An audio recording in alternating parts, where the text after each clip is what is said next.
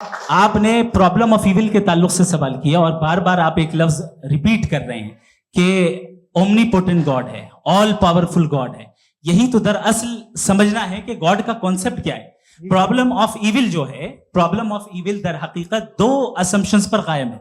अगर आप इन दो असम्पशंस को समझ जाएं तो ये प्रॉब्लम नहीं रहेगी, आर्ग्यूमेंट आपको समझ में आ जाएगी कि ये कोलैप्स कर जाता है।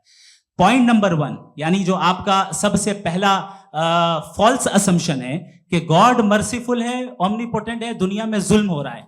लेकिन आपको ये समझना चाहिए कि हमारे वर्ल्ड व्यू के मुताबिक गॉड सिर्फ ओमनीपोटेंट और सिर्फ मर्सीफुल नहीं है, बल्कि वो ऑल वाइज भी है और वो ऑल नोइंग भी है। उसके हर काम के पीछे हिकमत और विजडम है। ये कोई जरूरी नहीं है कि वो हिकमत और विजडम आपको समझ में आए या मुझे समझ में आए।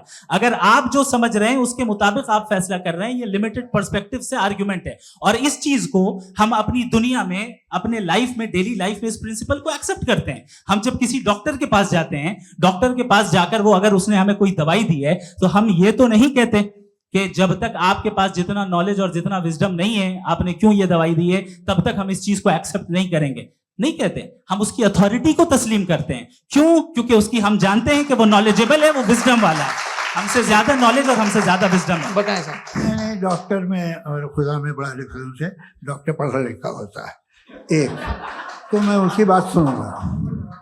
दो ये नहीं कुछ जवाब तो ये भी नहीं है सर। प्लीज आप अगर सब ऑडियंस से बोलने लगेंगे तो फिर मतलब नहीं सिविलाइज्ड बहस का। मतलब आप ये कहें कि क्योंकि आप डॉक्टर पे बिलीव करते हैं इसलिए खुदा पे बिलीव कीजिए, क्या ये मिसाल आपको समझाने के लिए आर्गुमेंट है, इस पे आपको एतराज नहीं है।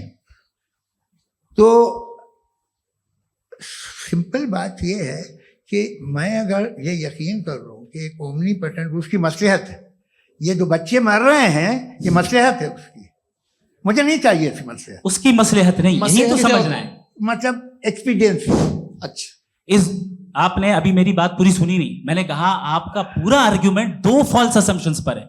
एक फॉल्स असम्पशन मैंने बता दिया, दूसरा फॉल्स असम्पशन ये है कि इस दुनिया में इविल के होने का कोई गुड रीजन नहीं है, जबकि हमारे पास बाज रीजंस मौजूद हैं, हमारे पास बाज वजूहात मौजूद हैं। अगर इस दुनिया में इविल ना हो तो आप गुड को डिफाइन कैसे करेंगे? अगर जुल्म ना हो आप इंसाफ को समझेंगे कैसे? अगर तारीकी ना हो तो आप लाइट को समझेंगे कैसे?